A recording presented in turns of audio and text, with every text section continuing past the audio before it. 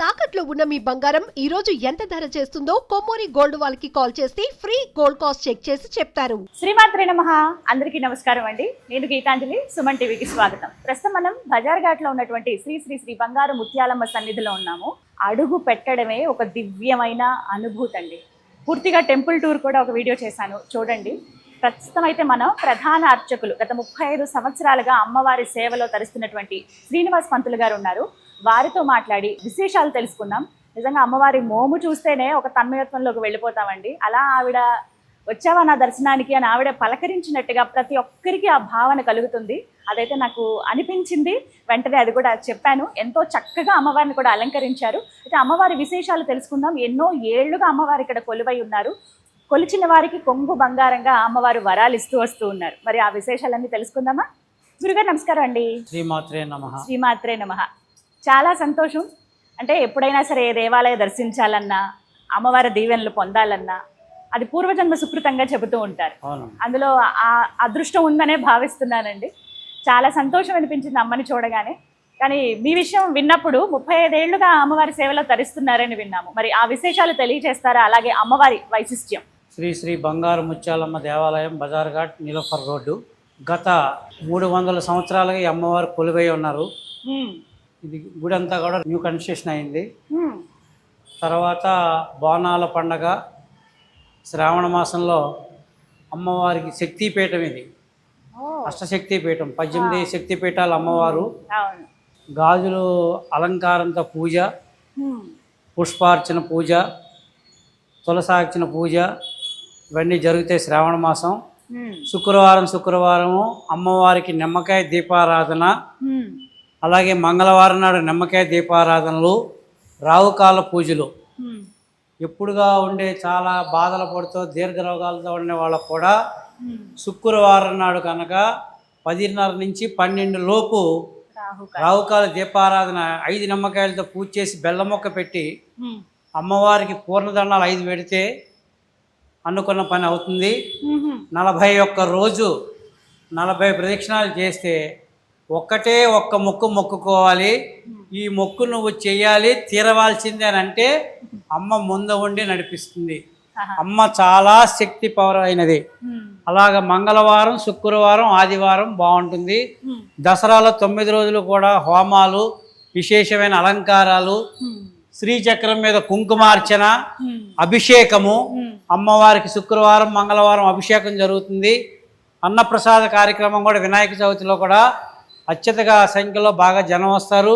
చాలా బాగా జరుగుతాయి. అమ్మవారికి పూజలన్నీ కూడా విశేషంగా అందుతున్నాయి.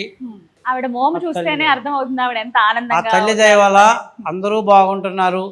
సంతానం లేకపోయినా, పెళ్లి కాకపోయినా, ఆరోగ్యం బాగోకపోయినా, అమెరికా వెళ్ళాలన్నా ఈవిడికి శుక్రవారం, మంగళవారం నాడు దీపారాధనలు పెట్టుకుని రోజు 41 పరీక్షలు 40 రోజులు చేస్తే తప్పనిసరిగా 100% పని జరుగుతుంది. ఒక్కటే ఒక్క మొక్కు మొక్కుకోవాలి. ఒక కొబ్బరికాయ, ఒకటే మొక్కు. గురుగారు, అమ్మవారు ఒకసారి వర్ణిస్తారా? ఎలా ఉంటారు అమ్మ రూపం? అమ్మ రూపం అని అంటే చిన్నపిల్ల రూపంలో ఉంటుందండి. బాలా త్రిపుర సుందరి రూపంలో ఉంటుంది అమ్మవారు. ఒక్కోసారి చూస్తే కంచి కామాక్షమ్మ రూపంలో కనపడుతుంది మీకు. అమ్మవారు శ్రీ మహాలక్ష్మి అవతారంలో కనపడుతుంది శుక్రవారం నాడు. మంగళవారం మంగళగౌరిలాగా కనపడుతుంది. 9 అవతారాలు ఈ ఊళ్ళోనే ఉన్నాయి. మీరు ఏ అవతారంతో మీరు చూస్తే ఆ అవతారం ఆ ఊళ్ళో కనపడుతుంది. శుభ్రంగా ఓం శ్రీ మాత్రే నమః అని 11 ప్రదక్షిణాలు, 21, 51, 108 ప్రదక్షిణాలు చేస్తే అమ్మ మీకు వెనక తడుతూనే ఉంటుంది. నేనున్నా, నీకు ఎందుకు భయం లేదు, వెళ్ళమంటుంది. కష్టకాలాల్లో ఆదుకున్న సందర్భాలు చాలా మంది ఉన్నాయి. నీలోఫర్కి వచ్చిన జనమంతా కూడా ఏడుస్తూ వచ్చిన వాళ్ళు ఆనందంగా దండం పెట్టుకుని కట్నాలు ఉండిలో వేసుకుని వెళ్ళిన వాళ్ళు కూడా చాలా మంది ఉన్నారు. చెప్పలేం, వర్ణనాతీతం. పసిపిల్లలనైతే చాలా బాగా కాపాడింది అమ్మవారు. అసలు బతకదనుకున్న వాళ్ళు కూడా బతికారు పిల్లలు. నిజమేనా? అంటే చూస్తూ ఇంకా అలా ఉండిపోవాలనే భావన కలుగుతుంది. అమ్మవారు మాత్రం ఎవరిని ఒప్పించదు, ఎవరికి ఎటువంటి ఇబ్బంది లేదు. అమ్మవారి దేవల ఈవిడ శాంతి స్వరూపం తల్లే, ఉగ్ర రూపం మాత్రం లేదు. పసిపిల్లలకి బాలా త్రిపుర సుందరిగా కనపడుతుంది, పెద్దవాళ్ళకి శ్రీ మహాలక్ష్మిలాగా కనపడుతుంది, ఆడవాళ్ళకి సుమంగళగా ఉండటానికి మంగళ గౌరీదేవిలాగా కనపడుతుంది. అన్ని రకాలుగా ఆవిడ కొలువై ఉంది. శ్రీ శ్రీ బంగారు ముత్యాలమ్మ పాద పద్మములకు శతకోటి నమస్కారాలు శిరసు వంచి. ఆలయ వేళలు తెలియజేస్తారా గురుగారు? ఆలయాలలో ఉదయం 6:30 నుంచి 12, సాయంత్రం 5:30 నుంచి రాత్రి 8:30 వరకు అమ్మ. మంగళవారం, శుక్రవారం, శనివారం మాత్రం 12:30 వరకు ఉంటాము. ఆ 3 రోజులు విశేషము. అష్టమి, అమావాస్య, పౌర్ణమి రోజున కాలభైరవ గుడి దగ్గరికి జనం వస్తారు. ఆ జనం కూడా రిటర్న్ కూడా ఇక్కడికి వచ్చి దండం పెట్టుకు వెళ్తారు. అందుకని చెప్పి 12:30 ఉంటుంది. అమావాస్య, పౌర్ణమి, అష్టమి 12:30, శనివారం, శుక్రవారం, మంగళవారం. మిగతా రోజుల్లో మాత్రం 6:30 నుంచి 12, 5:30 నుంచి రాత్రి 8:30. అంటే అమ్మ దగ్గరికి వచ్చాక నిజంగా వాస్తవానికి ఇంకా మాటలేం రావు, కానీ ఏ మంత్రంతో ఏ నామంతో అమ్మని స్మరించుకోవాలి? మంత్రాలు ఏవి రావవసరం లేదండి, నోరు కూడా తిరగవసరం లేదు. ఓంకారంతోనే నిండి ఉంది. ఓంకారం, శ్రీకారం, శ్రీచక్రం మాట. ఓం శ్రీ మాత్రే నమః. శ్రీ మాత్రే మహా అంటే 9 నవరాత్రుల అమ్మవార్ల పవర్ అంతా కూడా, శక్తి సామర్థ్యాలన్నీ కూడా కనకదుర్గ కూడా కొలువై ఉన్నది ఆ మంత్రంలో, ఆ శక్తిలో, శ్రీచక్రంలో. మీరు ఏ పేరుతో పిలిస్తే ఆ పేరుతో పలికే అమ్మ. ముత్యాలమ్మ తల్లి అంటే నేనున్నానయ్యా బిడ్డ, నేనున్నాను, మీకెందుకు బాధ, నేను చూసుకుంటానంటుంది. ఇప్పుడు కూడా అమ్మవారికి కళ్ళు తెరిచే చూడాలి, కళ్ళు మూసుకోవటం కానీ, లెంపలు కొట్టుకోవటం కానీ, ఫోన్ మాట్లాడుతూ ఫోన్తో ప్రదక్షిణాలు చేయకూడదు ఎప్పుడు కూడా. బోనాలకు ఎలాంటి విశేషాలు జరుగుతాయండి? బోనాలకు విశేషంగా అంటే రంగం ఎక్కటము, తర్వాత బలిగంప, తర్వాత ఇవన్నీ కూడా గౌరమ్మ ఇవన్నీ ఉంటాయి. అందరికీ శివాలు వస్తూ ఉంటాయి, బోనాలు ఎక్కుతూ ఉంటారు, అందరికి వస్తూ ఉంటారు.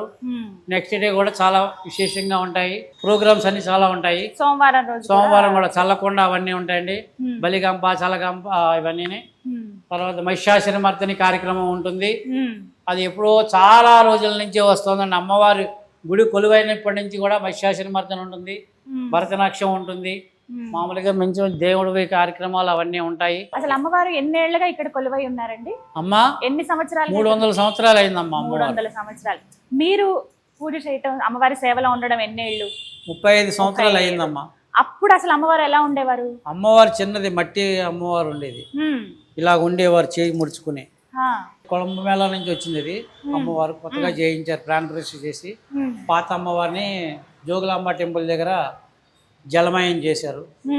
అది చేసి ఇది పెట్టారు. 2 విగ్రహాలు ఉండకూడదు అన్నారని చెప్పి పెద్ద పెద్ద సిద్ధాంతులు.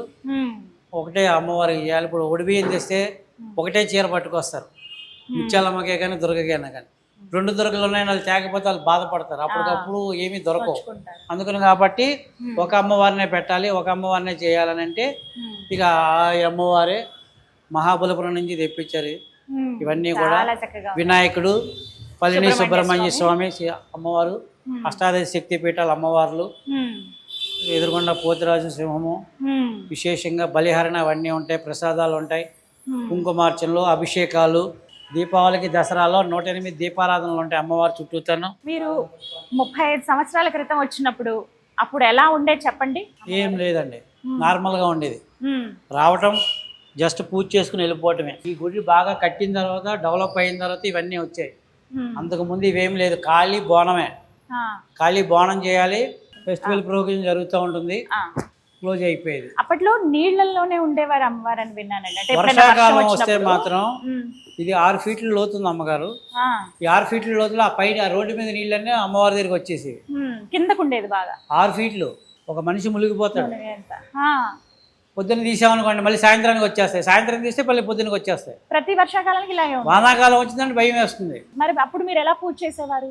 ఇక నీళ్ళు, అది చెప్తున్నాక నీళ్లు తీసి మళ్ళీ అమ్మవారికి పాలాభిషేకం చేసి, కొబ్బరి పండంతో నీళ్లు కొట్టి శుద్ధి చేసి చేసిన మళ్ళీ 2 గంటలకి మళ్ళీ నీళ్ళు వచ్చేసి అలా ఉండేది అప్పట్లో.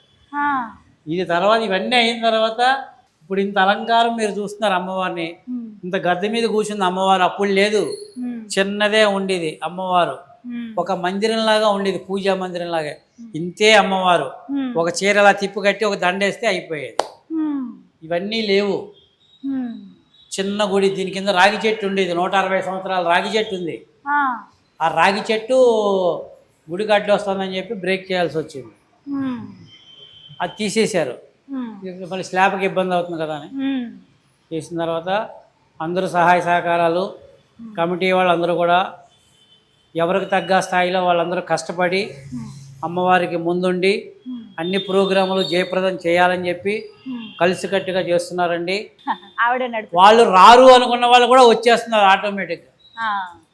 దగ్గర దాకా రానని చెప్పిన వాళ్ళు కూడా అప్పటికప్పుడు సడన్గా వచ్చి సర్ప్రైజులు చేసిన వాళ్ళు ఉన్నారు. సినిమా యాక్టర్లే కానీ మినిస్టర్లే కానీ మా చైర్మన్ గారు కూడా చాలా కష్టపడతారు. వాళ్ళు ఇక్కడికి రావాలంటే వాళ్ళ చుట్టూ ఎన్నిసార్లు తిరగాలి, ఇక్కడ దాకా వచ్చేవరకు ఆయన కూడా టెన్షనే పాపం. వస్తారో రారో పరుగు పోతుందేమో అని అంటే వాళ్ళు వచ్చిన తర్వాత ఆయనకి స్థిమితంగా సంతోషంగా ఉంటారు. అంత ఆవేదనతో ఉంటారన్నమాట, స్వామి 30 ఉపవాసంతో ఉండి. నేను కూడా ఏం తీసుకోనమ్మా ఆహారం. అవునండి. నవరాత్రుల్లో ఏం తిన్నాం, మంగళవారం శుక్రవారం తిన్నాం. నాకు నియమాలు ఉన్నాయి, నాకు ఎటువంటి ప్రాబ్లం లేదు. అమ్మవారి దేవల తినటానికి తిండి ఉంది, ఉండటానికి అన్నీ ఉన్నాయి. అది నేను పేషెంట్ అయినాక నాకేం బాధలేదు. బోనాల్లో మంచినీళ్ళు తాగుంటా, టీ తాగి ఏం తీసుకోను, అంతా ఆవిడే చూసుకుంటారు.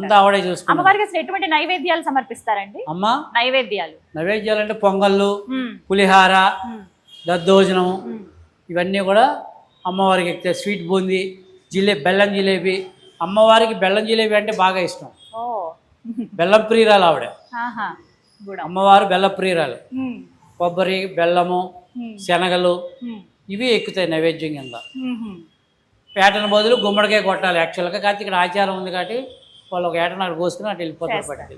మీ 35 ఏళ్ల అనుభవంలో ఈ అమ్మవారి సేవలో తరిస్తూ వస్తూ ఉన్నారు కదా, మీకు కలిగిన ఒక దివ్యమైన అనుభూతి, అనుభవం ఏదైనా మాతో పంచుకుంటారా? అంటే నమ్మశక్యం కానివి చాలా జరుగుతూ ఉంటాయి. అవునండి. అయితే నాకు 35 ఏళ్లలో అమ్మవారే నన్ను కాపాడుకుంటూ వస్తుంది. యథార్థంగా చెప్పాలంటే ఈరోజు నేను ఇక్కడ ఉండి మీతో మాట్లాడుతున్నానంటే నేను మాట్లాడింది ఏదీ లేదు, నా నోటంటే వచ్చేది. లోపల నుంచి అమ్మ నాకు మెసేజ్ వస్తుంది. నాకు ఇక్కడ ఎవరైనా ఉండాలన్నా వెళ్ళిపోవాలన్నా ఫస్ట్ తెలిసేది నాకే తెలుస్తుంది. కానీ నేను చెప్పను ఎవరికి కూడా. అమ్మ ఎవరినైనా ఆపమంటే మాత్రం నేను ఆపుతా. నువ్వు ఉండాలి, నువ్వు చెయ్యాలి, మానద్దు అని చెప్పి మాట కూడా ఆ తల్లి పలికిస్తేనే నేను పలుకుతా. నా సొంత నిర్ణయాలు ఏమీ చేయను. మా కమిటీ వాళ్ళను కూడా ఒప్పించి నేను ఏది మాట్లాడను. మీరు మాట్లాడతారా అమ్మవారితో? మాట్లాడడానికి మెసేజ్ ఎవరికే వస్తుంది. అంటే సంభాషణ ఏమన్నా ఉంటుందా? అలంకరణ అప్పుడు శబ్దం వస్తుంది నాకు. అవునా? ఇప్పుడు నేను చెప్తున్నాగా మీకు ఏదైనా చెప్పమంటే నేను చెప్తా. అది ఆవిడ చెప్పమంటేనే చెప్తా. మీరు అడిగితే కూడా నేను చెప్పను. నేను ఇప్పుడు ఎంతోమంది వచ్చారు నా కళ్ళ ముందు, ఎంతోమంది వెళ్ళిపోయారు. ఇక్కడ ఎవరూ శాశ్వతం కాదు. అమ్మ ఆజ్ఞ ఉన్నంతకాలం ఉంటాం, అమ్మ ఆజ్ఞలు అయితే వెళ్ళిపోతాం బయటికి. కాకపోతే అమ్మాయి నిండు మనసుతో నువ్వు ఉండాలి, చెయ్యాలి. మంచి వాళ్ళందరినీ వదులుకొని చెడ్డ వాళ్ళని చేర్చుకుంటే ఉపయోగం ఉందమ్మా. మంచి వాళ్ళతోనే సేవ చేయించుకుంటుంది అమ్మవారు ఎప్పుడు కూడా. చేసేవాళ్ళు ఎవరో చేయని వాళ్ళు ఏదో అమ్మవారికి తెలియదు అంటారా? ఇంత కష్టపడి చేస్తున్నప్పుడు అమ్మ రుణము మనం తీర్చలేనిది ఎప్పుడు కూడా. 7 జన్మల బంధం తల్లి రుణం. ఆ తల్లికి ఎంత చేసినా తక్కువే. ఆవిడ మనకు శక్తి ఉన్న వరకు నేను చేస్తా, నాకు ఓపిక ఉన్నంత వరకు చేస్తా. ఓపిక లేకపోతే ఓం శ్రీ మాత్రే నమః. అంతకన్నా ఏం కావాలండి. చాలా సంతోషం గురుగారు, చాలా చక్కగా వివరించారు. ఒక్కసారి అడ్రస్ పూర్తిగా చెప్తారా? ఎక్కడ, ఎలా, కరెక్ట్ లొకేషన్ చెప్తారా? ఇది Bazar Ghat, Niloufer road. Bazar Ghat X road అంటారు, చౌరస్తా అంటారు. బంగారు ముత్యాలమ్మ దేవాలయం అంటే ఎవరైనా టక్మని తీసుకొస్తారు. ఇక్కడ నీలోఫర్ హాస్పిటల్ ముందుకే ఉంది. ఇటు front cancer, back delivery section ఉంటుంది. ఈ గుడి ఎవరికి తెలియదు అనేది లేదండి, అందరికీ తెలుసు. కాకపోతే మంగళవారం, శుక్రవారం, ఆదివారం పండగలప్పుడు జనాలు బాగా వచ్చి దీపారాధనలు చేసుకుని కుంకుమార్చన చేసుకుని, ఇవాళ రేపు ఎలాగుందండి అమ్మగారు, నోట్లోంచి మాట రాగానే పని అయిపోవాలంటున్నారు. ఎక్కడ అయిపోతుంది? ఒక్కసారిగా నువ్వు గుళ్ళోకి వచ్చి పెళ్లి రోజుకి ఒకసారి వస్తున్నారు, పుట్టినరోజుకి ఒకసారి వస్తున్నారు. భర్తగా బాగోకపోతే హాస్పిటల్లో ఉంటే నా మంగళసూత్రాలు కాపాడమ్మా అంటున్నారు. 365 రోజులు గుడికి వచ్చేవాడే నిజమైన భక్తుడు. అవసరానికి వచ్చి వెళ్ళిపోయేవాళ్ళు భక్తులు ఎందుకు అవుతారండి? నీ అవసరానికి నువ్వు వస్తున్నావు, వెళ్ళిపోతున్నావు, మళ్ళీ అమ్మవారి ముఖం చూడట్లా. ఈరోజు బోనాలకు వస్తే మళ్ళీ బోనాల వరకు వాళ్ళ మొహాలే కనబడవు. బోనాలు టు బోనాలు. అమ్మవారి గుళ్ళో ఉండదా? ఎప్పుడూ ఉంటుంది కదా, కానీ నీకు రావడానికి టైం లేదు. ఎప్పుడు కూడా శక్తి ఉన్నంత వరకు కూడా ఏదో టైంలో పొద్దున్న ఒక 5 నిమిషాలు, పొద్దున్న నీకు ఖాళీ లేదు, సాయంత్రం ఒక 5 నిమిషాలు వచ్చి దండం పెట్టుకో, కళ్ళు మూయొద్దు, ఒక 11 ప్రదక్షిణాలు చేయి, వెళ్ళిపో, స్థిమితంగా కూర్చుని వెళ్ళిపో, మంచిగా అయిపో. చాలా చక్కగా వివరించారు గురుగారు. నిజంగా ఇది అదృష్టమే మీతో మాట్లాడడం, అమ్మ ఎదురుగా ఎంతసేపు నిలబడ్డం, ఇది అది అమ్మవారి పిలుపు మీకు వచ్చింది. అవునండి. ఇవాళ అందరూ కూడా ఆ తల్లిని దర్శించుకునే అవకాశం కలిగింది. లేకపోతే ఒకళ్ళకి ఇక్కడ సంబంధం ఉండదు, ఇది ఉండదు, కానీ అందరినీ సమకూర్చింది ఇవాళ అమ్మ రప్పించింది. ఆ తల్లి ఆశీర్వాదం అందరికీ ఉండాలని సంతోషం అండి. మీ సంస్థకి, మీ ఫ్యామిలీకి, మీ కుటుంబానికి పునర్దర్శన ప్రాప్తిరిగస్తుగా మీ పిల్లల్ని, మీ వారిని కూడా బోనాలకు తీసుకురండి. ఒక్కసారి ఈ ప్రోగ్రాం కూడా మీరు హ్యాండిల్ చేయండి. తప్పకుండా. సోమవారం నాడు ప్రోగ్రాం చాలా బాగా జరుగుతుంది. తప్పకుండా. ఒక్క పావు గంట సేపు అమ్మవారికి కేటాయించండి. తప్పకుండా. అమ్మవారి మధ్య శ్రావణ మాసంలో కూడా వేయండి. కొంచెం భక్తిని జనాల్లో బాగా పెంచండి. కొద్దిగా బాధ్యత, పబ్లిసిటీ చేయాలి బాగా. తప్పకుండా. ఇవాళ రేపు అన్ని టెంపుల్స్ పబ్లిసిటీ మీద నడుస్తున్నాయి. చేయండి, కొంచెం అమ్మవారి మీద మనసు పెట్టండి. తప్పకుండా. తల్లి ఆశీర్వాదం మీ కుటుంబానికి పరిపూర్ణంగా 365 రోజులు తలుపు కొడుతుందమ్మా. పునర్దర్శన ప్రాప్తిరస్తు. శుభం భవతు. శ్రీమాత్రే నమః. శ్రీమాత్రే నమః.